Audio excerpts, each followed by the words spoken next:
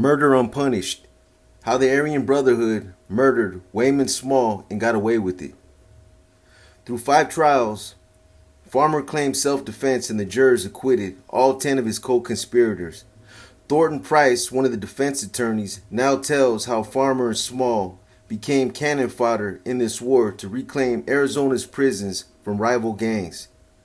These gangs, the Aryan Brotherhood, the Mau Maus, and the Mexican Mafia, were suspected of committing more than a dozen murders over the previous 2 years, motivating politicians to crack down after the violence could no longer be ignored or contained. To reconstruct the case, Price reviewed 16,000 pages of court records and conducted interviews with key participants to piece together an insider's account of the crime and the politics behind its investigation. Prison murders should be easy to solve, but investigators quickly learned that the convicts' code of silence makes these cases often impossible to win in court. Price focuses on the special problems posed by prison crime by getting inside the skin of men like Murder Terry Crazy Farmer and William Red Dog Howard, one of the Florence 11 and a co-founder of the Aryan Brotherhood.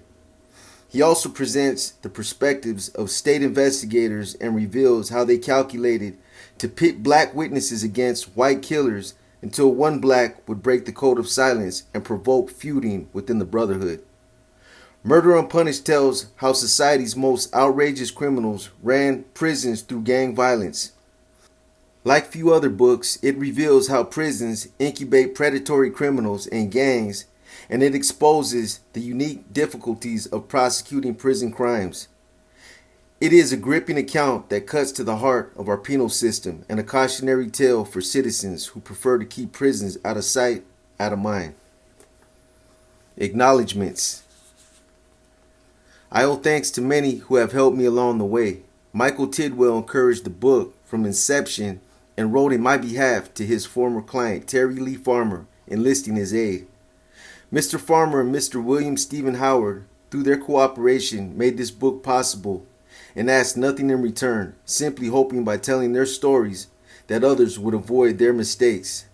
Deputy Pinal County Clerk Sandra Rowe found and reproduced the 16,000 pages of microfilm records from the court's files of the state of Arizona versus Terry Lee Farmer. My relatives encouraged this endeavor in spite of the long odds against its success. For this I thank John, Sue, Carolyn, Paul, and Marion Adams. To my former antagonists and the investigators of this crime, John DeSanti and Bart Goodwin, I extend special thanks. They contributed much to my understanding of this tale. Randy Paulson and Ron Quaife openly and generously told me about the apprehension of Terry Farmer and Wayman Smalls from the crimes that sent them to Arizona State Prison. The public owes these 4 unsung heroes thanks for their police service and the good they have accomplished through their life work. I imposed upon many friends to read my book, often long before it reached acceptable form. I thank Larry Sanford, Nate Abel, Kyle Allinger, Randy Ollinger, Jeff Mannix, Bud Deering, and Fred and Colette Snoy for their time, interest, and assistance. My editors, Monica Phillips, Patty Hartman, and Alan Schroeder, helped immeasurably to improve my manuscript and bring it to life. I thank Vincent Finari of the Department of Corrections and Chris Reed of the Pinal County Historical Society for their help with photographs. My mother, Norma Adams Price, offered me the most encouragement of all.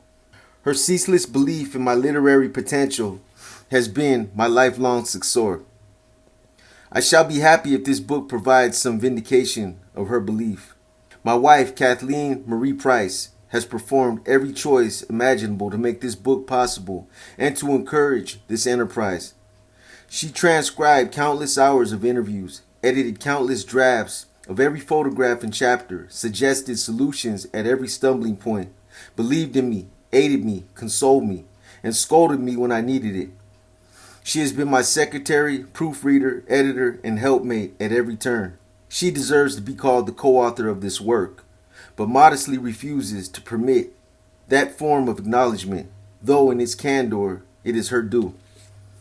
Part 1. The Crime.